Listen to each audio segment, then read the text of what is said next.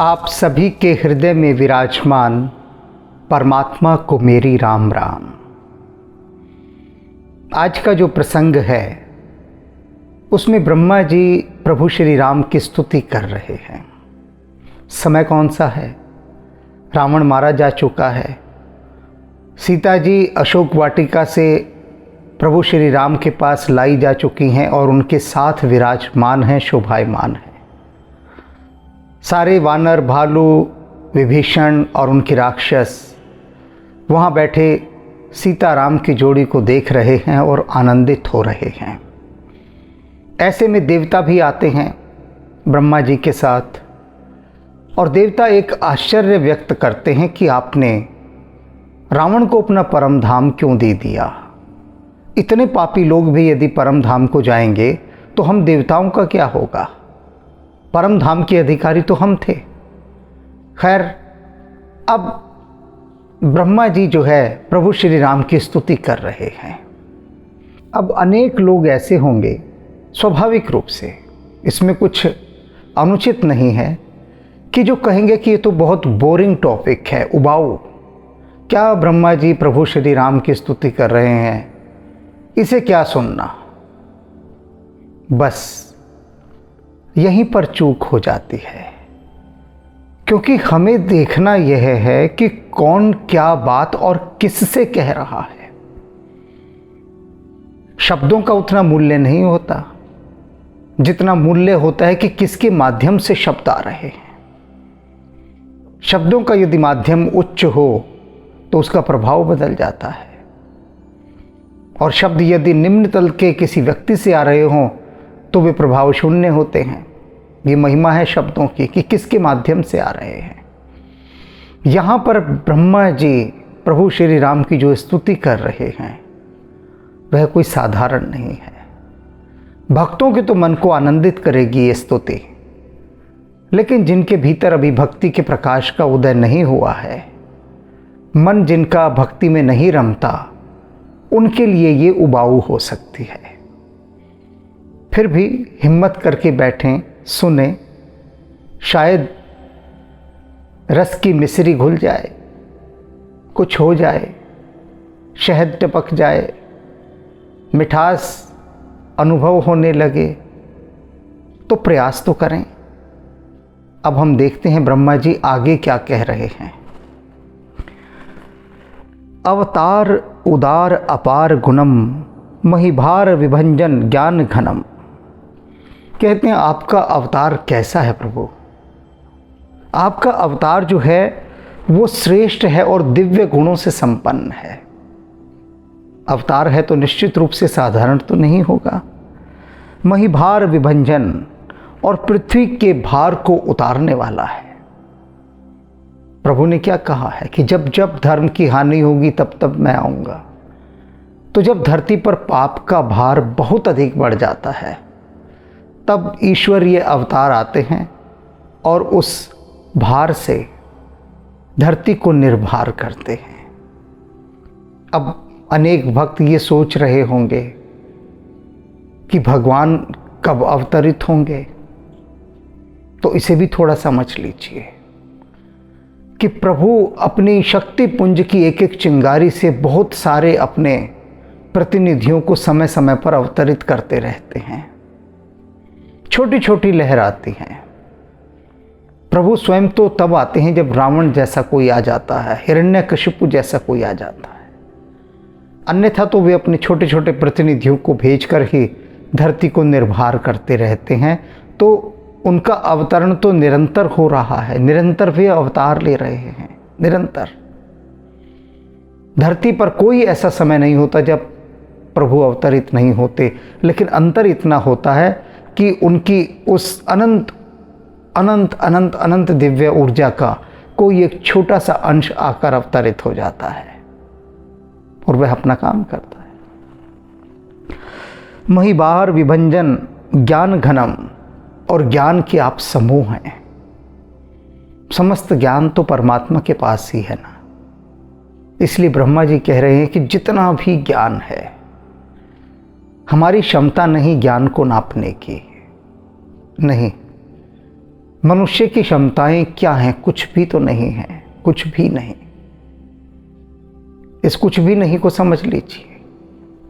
कल तक यही मनुष्य पैदल दौड़ा करता था, भूल चूक से बैलगाड़ी मिल गई, भूल चूक से थोड़ा सा ज्ञान दे दिया परमात्मा ने, फिर परमात्मा और प्रसन्न हुआ तो रॉकेट तक दे डाला, बड़ी बड़ी फ्लाइट्स दे डाली। अब सोचिए, आज से 200 साल पहले कौन सोच सकता था कि वो दिल्ली से बैठे और 18 घंटे के अंदर अमेरिका चला जाए? सोच सकता था? ये ज्ञान कोई सोच सकता था? तो हम कैसे कहते मनुष्य ज्ञान का भंडार है? वो तो जितना परमात्मा थोड़ा थोड़ा सा मनुष्य के कंप्यूटर को अपडेट करते रहते हैं, मनुष्य को भी। मनुष्य भगवान का कंप्यूटर है छोटा सा, उसका नया वर्जन वो थोड़े थोड़े दिनों बाद लेकर आते रहते हैं, और बस वो मनुष्य रूपी कंप्यूटर अपना थोड़ा थोड़ा कमाल दिखाता रहता है और इठलाता है कि देखो मैं कितना कितना ज्ञानवान हूँ। अब कंप्यूटर के पास कहाँ से ज्ञान आया? कंप्यूटर को बनाने वाला उसमें जो जो ज्ञान डालता रहता है बस उतना ही उसके पास होता है। तो जब तक परमात्मा ने मनुष्य के भीतर हवा में उड़ने का ज्ञान नहीं डाला था, तब तक उसने वायुयान भी नहीं बनाया।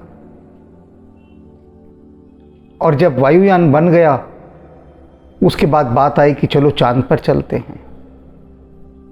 बड़ी प्रार्थनाएं की मनुष्य ने, तो परमात्मा ने कृपा करके उसे थोड़ा ज्ञान और दे दिया कि चल चांद पर चला जा, थोड़े और आगे सैयारों की सैर कर ले और अधिक सौरमंडल खोज ले। तो इसलिए हम ज्ञान के भंडार नहीं हैं, हम तो भिखारी हैं। दाता जितना थोड़ा थोड़ा ज्ञान दे देता है, बस उससे ही आगे बढ़ते जाते हैं। तो परमात्मा क्या है? ज्ञान का पुंजीभूत रूप। समस्त ज्ञान परमात्मा के ही पास है। अज व्यापकम मेकम अनादि सदा। ये सारी बातें थोड़ी मुश्किल हैं अब समझने, कि अवतार लेने के बाद भी आप नित्य हैं, यानी दोष रहित हैं। जीवात्मा धरती पर आती है, देह धारण करती है, और उसके बाद दो स्थितियां उसकी बनती है, या तो वो पुण्यात्मा हो जाती है या और पापात्मा हो जाती है, या अपना विकास करके जाती है या अपना और पतन करके जाती है। दो स्थितियां। लेकिन परमात्मा जब अवतरित होते हैं तो ये दोनों में से कोई भी स्थिति उन पर लागू नहीं होती। कार्य कारण के नियम से वे परे होते हैं। ऐसा नहीं होता कि कोई भी दोष उनको लग जाए या कोई भी पुण्य उनको लग जाए। वे निर्लेप हैं, निर्विकार हैं, कुछ उनको छूता ही नहीं। तभी तो उनकी प्रत्येक चरित्र को हम लीला कहते हैं कि वह उनकी लीला है। आप नित्य हैं, अजन्मे हैं, व्यापक हैं। अब ब्रह्मा जी क्या कह रहे हैं कि हे राम जी, आप अजन्मे हैं। अब लगा लीजिए एड़ी चोटी का जोर। कैसे समझेंगे? क्योंकि हम तो जन्मे लोग हैं, हम तो जन्मे लोग हैं। तो जो जन्मा लोग हो, जो भौतिक हो, वह अभौतिक को कैसे जानेगा? हमारी जितनी जानकारी होगी वह सारी जानकारी जन्म लेने वाले जीवों के प्रति ही होगी। तो जो अजन्मा है, अब अजन्मे को कैसे खोजिएगा बताइए? अदृश्य है, जो अदृश्य को कैसे दृश्यमान कीजिएगा? नहीं किया जा सकता। सोचते रहिए कि अजन्मा क्या होता है। स्वयंभू, जो स्वयं से अपने को प्रकट करे। कैसे प्रकट करे भाई? हमें तो दूसरे प्रकट करते हैं। जो भी जीवधारी जन्म लेते हैं वो माता पिता के संयोग के बाद जन्म लेते हैं, स्वयं तो नहीं जन्म लेते।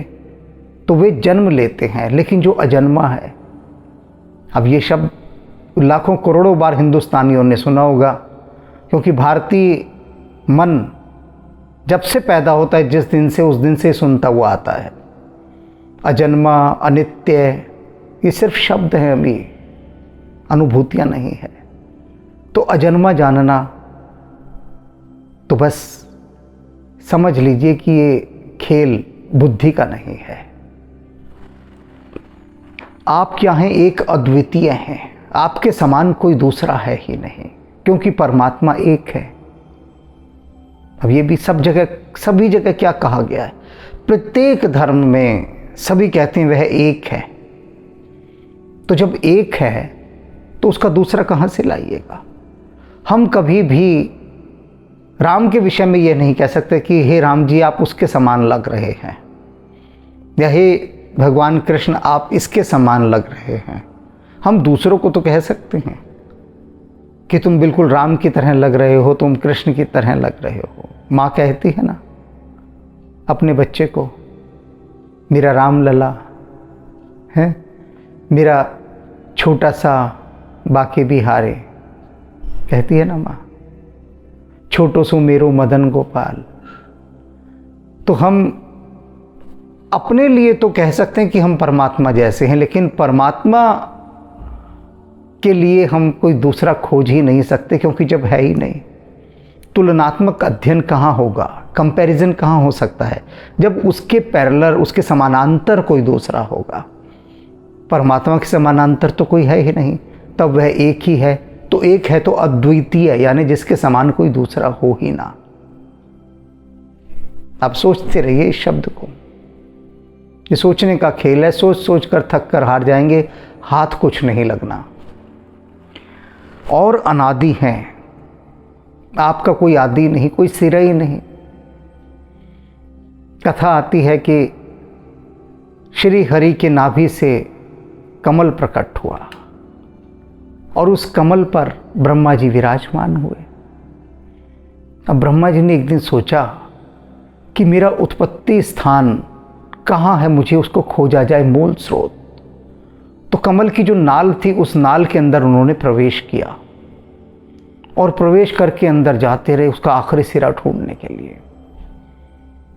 जाते रहे, पता नहीं कितने कल्प बीत गए, चलते रहे, उसका अंत ही नहीं आ रहा था, दूसरा सिरा ही नहीं आ रहा था।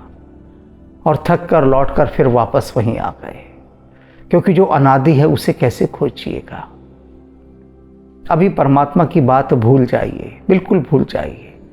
रात को छत पर लेट जाइए और सोचिए कि आकाश की यात्रा पर जा रहे हैं।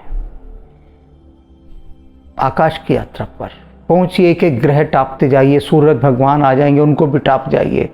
फिर आगे चलते जाइए, कहाँ जाएंगे?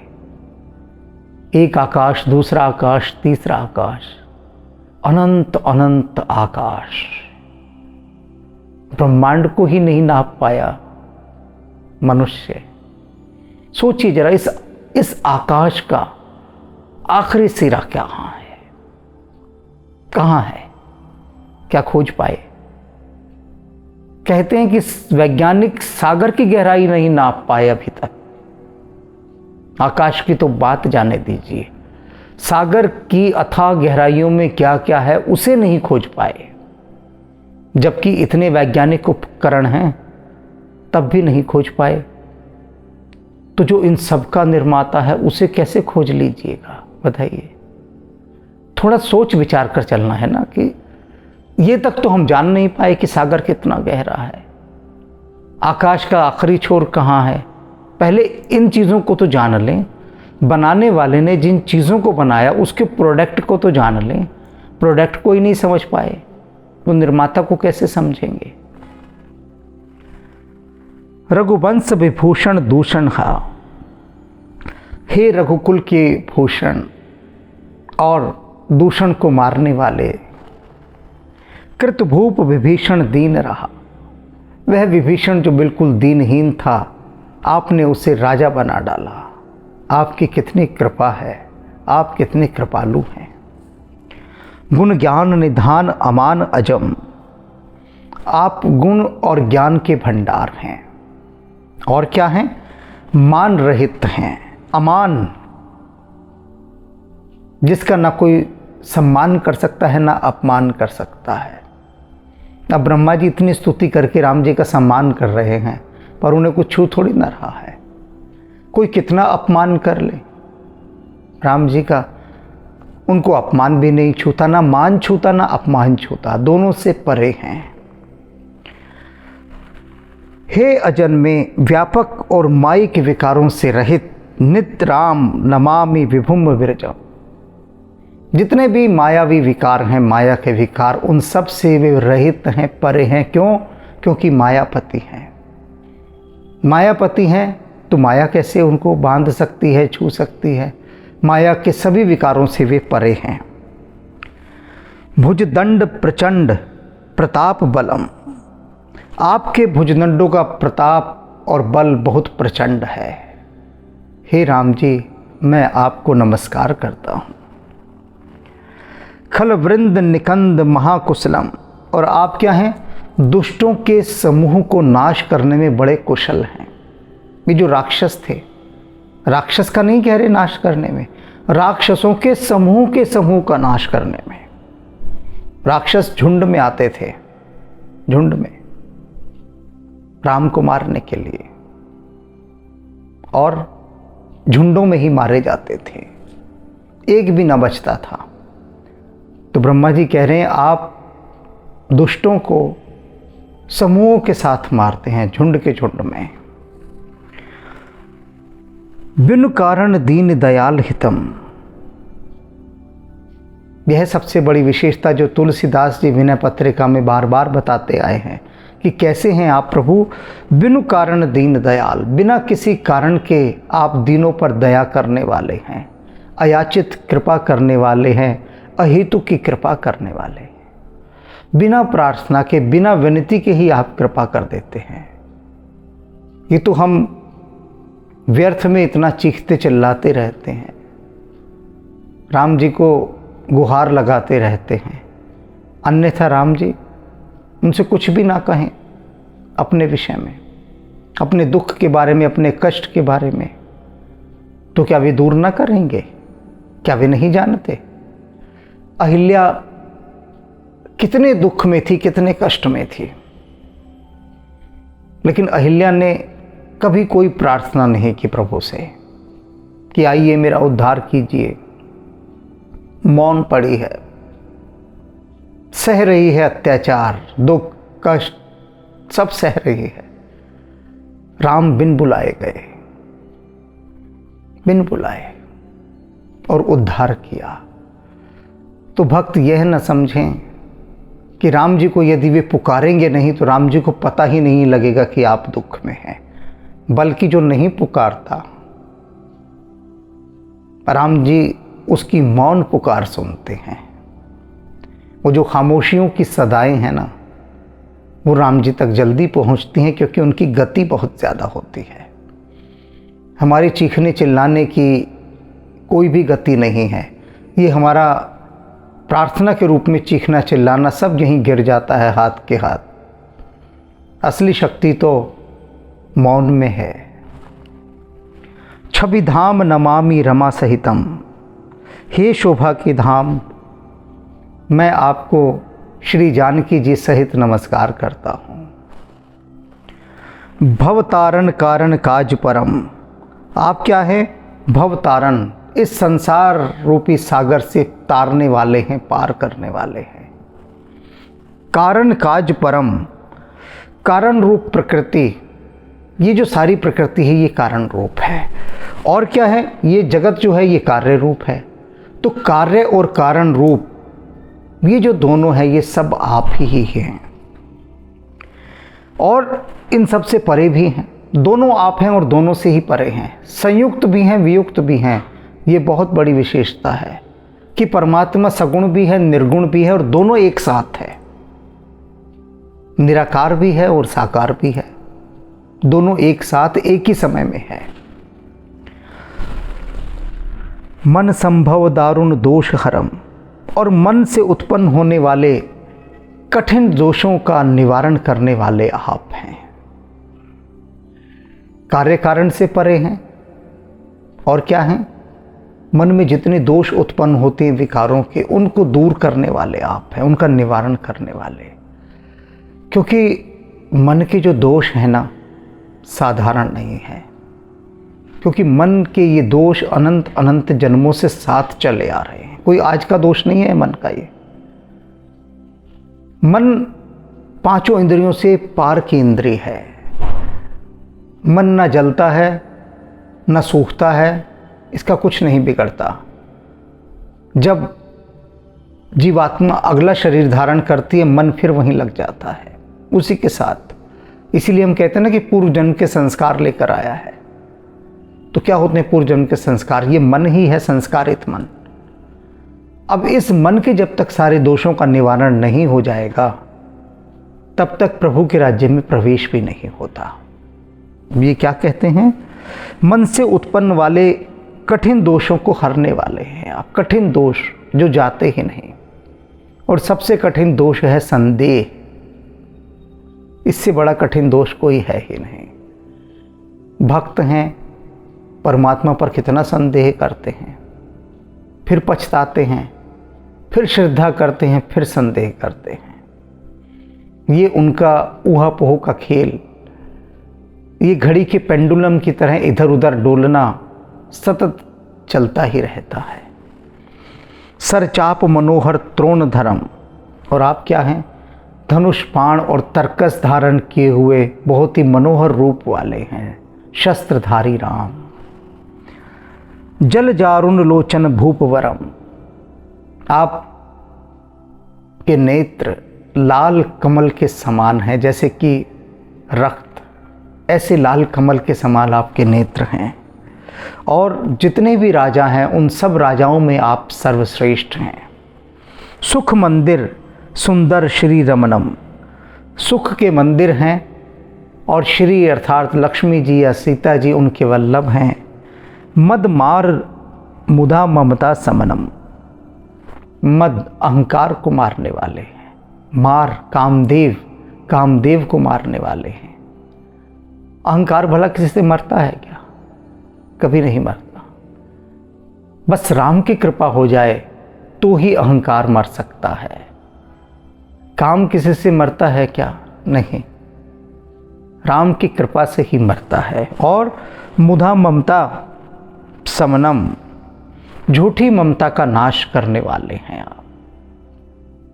झूठी ममता जो हमने साधनों के साथ लगाई हुई है, ये सारी ममताएं झूठी ममता हैं, इनका कोई अर्थ नहीं। मैंने देखे हैं लोग इस चिंता में रहते हैं कि हमारी आने वाली पीढ़ियों का क्या होगा। आने वाली पीढ़ियों का। एक व्यापारी मुझसे मिले, मैंने उनसे कहा भाई तुम थोड़ा भक्ति में क्यों नहीं आगे जाते हो? संभावना उनकी पूरी भक्ति में जाने की। अच्छे गायक हैं, अच्छा गला है, अच्छा गाते हैं, व्यापारी हैं, पर तो कभी कभी मैंने उनको गवा भी लिया, उनसे कुछ बहुत अच्छा गाया।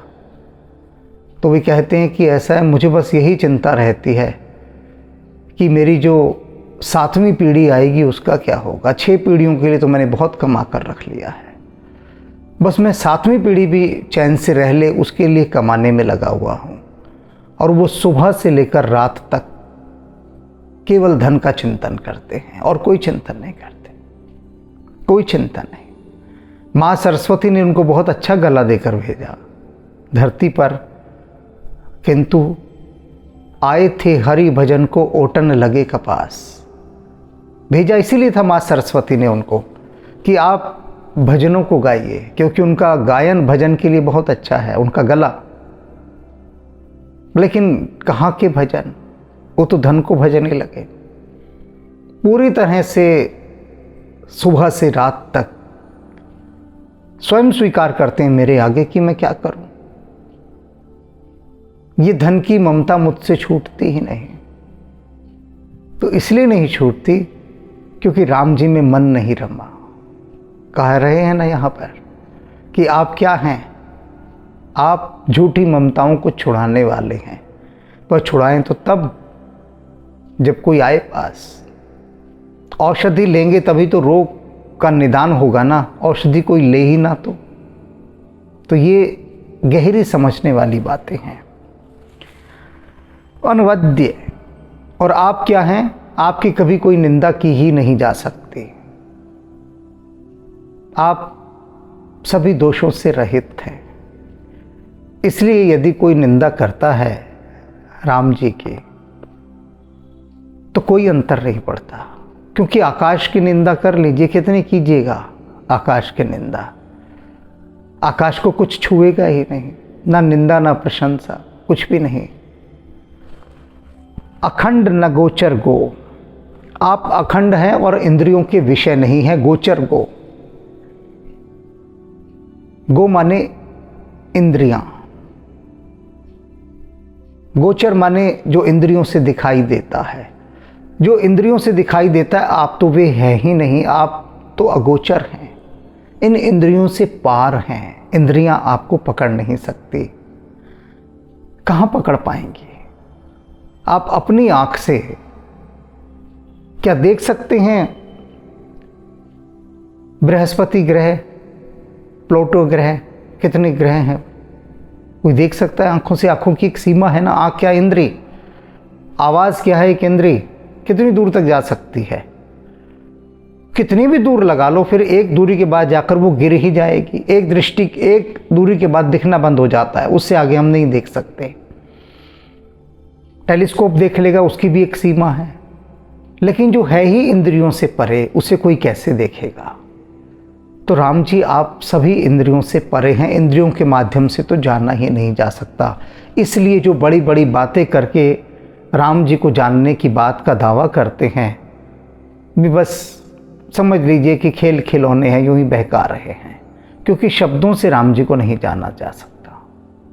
वे शब्दातीत हैं, इंद्रियातीत हैं। समरूप सदा सब होई न गो, समरूप होते हुए भी आप कभी हुए ही नहीं। कितने रूपों में है राम, लेकिन फिर भी राम हुए ही नहीं, होते हुए भी नहीं हुए। ये बड़ी विरोधाभासी चीजें हैं। सब कुछ राम है, फिर भी वहां वे नहीं है। वे शरीर नहीं है। जैसे रावण प्रभु श्री राम को मनुष्य समझता था, देह समझता था। हनुमान जी को भी कह रहा था कि तो वानर, फिर बाद में कहता है नहीं ये वानर नहीं है, वानर से कुछ और हैं, कुछ अलौकिक पुरुष हैं। कि अर्थात देह धारण करने के बाद भी आप देहधारी नहीं हैं। आप सब कभी हुए ही नहीं, ऐसा वेद कहते हैं। यह कोई दंत कथा नहीं है। सब रूप सदा सब होई न गो, इति वेद वदंती न दंत कथा। कह रहे हैं कोई कहावत नहीं है, लोगों ने बना दी हो। ये वेद कहते हैं कि आप कभी हुए ही नहीं, शरीर कभी हुए ही नहीं, शरीर होते हुए भी शरीर नहीं हुए, क्योंकि आप संयुक्त कभी थे नहीं, सदा आप निर्लेप रहे। रवि आतप भिन्न भिन्न जथा, कैसे बता रहे हैं कैसे, अब उसे समझ लीजिए। कहते जैसे सूर्य और सूर्य का प्रकाश। तुलसीदास जी कह रहे हैं कि ब्रह्मा जी इस समय ये बता रहे हैं कि आप कैसे हैं, कि जैसे सूर्य और सूर्य का प्रकाश दोनों एक नहीं है, लेकिन एक भी हैं। सूर्य अलग है, उसका प्रकाश अलग है, ये दो भिन्न भिन्न चीज़ हैं, लेकिन फिर भी दोनों एक हैं, भिन्न भिन्न भी नहीं हैं, संयुक्त हैं। अब वैसे ही ये जगत है सारा, जैसे सूर्य और उसका प्रकाश। तो ये जितना भी कुछ जगत भासित हो रहा है ना, ये राम जी का समझ लीजिए एक प्रकाश है। अगर समझने वाली बात है तो उनकी इच्छा मात्र से प्रकट हुआ एक छोटा सा एक प्रकाश का एक बिंदु है बस। ये जगत, इससे ज़्यादा कुछ नहीं। तो बताइए कैसे जानिएगा परमात्मा को? कहा ही नहीं जा सकता। कहने में भी शब्दों की गड़बड़ हो जाती है कि क्या कहिएगा उसके विषय में, क्योंकि जिसके विषय में कुछ कह ही नहीं सकते, उसके विषय में कहना शुरू करो तो गड़बड़ाना तो स्वाभाविक है, बिल्कुल स्वाभाविक है। बस किसी तरह से कह कुहा कर बात खत्म की जाएगी, लेकिन वास्तव में कहा नहीं जा सकता परमात्मा को। वह अनकहा है, सदा से अनकहा। यही बात यहाँ ब्रह्मा जी कह रहे हैं, बार बार स्तुति भी कर रहे हैं, बता भी रहे हैं, लेकिन फिर भी कह रहे हैं आप सब कुछ होते हुए भी कुछ नहीं है। सब है, दिखाई दे रहा है, फिर भी आप नहीं हैं। तो ये बात जो है ये समाधि के तल पर समझ में आती है, जब उस उच्च अवस्था में पहुंच जाता है जीव, जब जीवात्मा विशुद्ध हो जाती है, तब वहाँ जाकर इसकी कुछ कुछ झलकियाँ मिलनी शुरू होती हैं, कुछ कुछ, अभी नहीं। अभी कैसे समझेंगे बताइए ना। ब्रह्मा जी और प्रभु श्री राम के विषय में कह रहे हैं, कोई साधारण हस्ती है कहने वाली। हम ब्रह्मा जी की बात समझ जाएंगे क्या कि ब्रह्मा जी क्या कह रहे हैं? एक मनुष्य की बात तो हम समझ नहीं सकते, एक आदमी हमें कोई बात समझा जाता है वो तो हमारी समझ में आती नहीं, और ब्रह्मा जी की बात समझ में आ जाएगी है? एक छोटी सी बात समझ में नहीं आती कि लाल बत्ती पार नहीं करनी, सारी दुनिया लाल बत्ती पे गाड़ियां लांघती जा रही है। अब ब्रह्मा जी की बात कहाँ से समझ लीजिएगा बताइए। ये माया का खेल है। तो अभी जितना सुना उसको बस गुनिए, सोचिए, मनन कीजिए, उसका मिलेगा कुछ नहीं। कहीं ये सोचे कि मैं कह रहा हूँ मनन कीजिए तो इन अजन्मा, अरूप, निर्लेप, अनित्य, निर्विकार ये सब समझ में आ जाएंगे ना, बिल्कुल समझ में नहीं आएंगे, बिल्कुल भी समझ में नहीं आएंगे। कितना भी सुन लीजिए, लेकिन फिर भी सुनना है। क्यों? क्योंकि इनके सुनने से इन शब्दों की जो सुगंध है, इनकी जो चोट है, इनकी जो छाप है, वह चित्त पर पड़ेगी। तो जितने इन दिव्य शब्दों की छाप हमारे चित्त पर पड़ेगी, जितनी अधिक छाप, उतना अधिक यह मन राम की ओर यात्रा करने में शक्ति पाएगा। ये शब्द ईंधन है जो शक्ति देते हैं, बस इतना समझ लीजिए, इससे ज़्यादा कुछ नहीं। बस ये कंज्यूम होते हैं और समाप्त हो जाते हैं। ये शब्दों की इतनी उपयोगिता है ईंधन के रूप में। तो इस ईंधन को अपने हृदय में भरना शुरू कर दीजिए, क्योंकि उड़ान में ये सहायक होंगे। राम राम।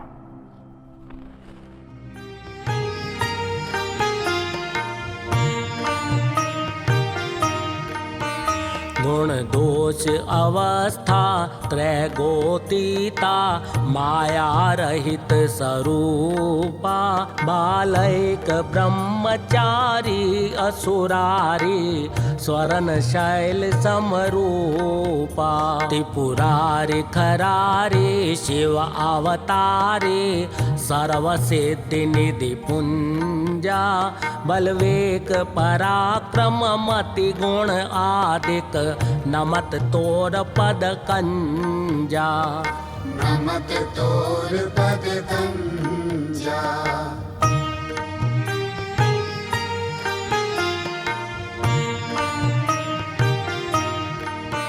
जय पूरन कामा परम ललामा, गावई सब श्रुति संता, करुणा वरुणालय भक्त जनाश्रय, शुभ प्रेरक जग कंता, त्रैताप भयानक दुख विनाशक, सर्व विकार निहंता, मम गुरु पितु माता भवनिधि त्राता, द्रवहु वरद हनुमंता, द्रवहु वरद हनुमंता।